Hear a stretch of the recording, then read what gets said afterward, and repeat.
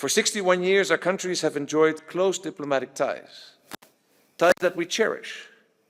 The future belongs to Kenya.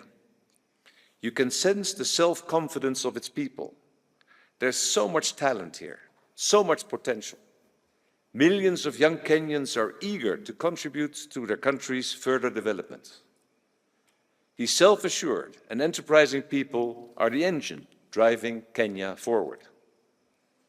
That enterprising spirit is something the Dutch recognize. It's what makes our relationship so balanced and successful.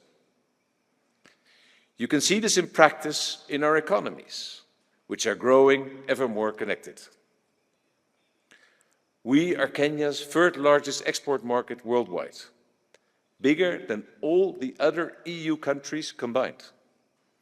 And we're one of Kenya's top 5 investors, promoting trade, embracing innovation and pursuing opportunities.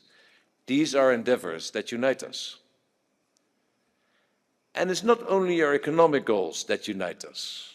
We are both committed to promoting security and stability in Africa and the wider world. Together, we're working to combat terrorist networks that seek to undermine our societies. We're joining forces in maritime operations to keep our shipping routes safe.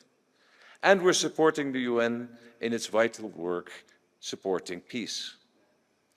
You are home to no fewer than 34 UN agencies, an impressive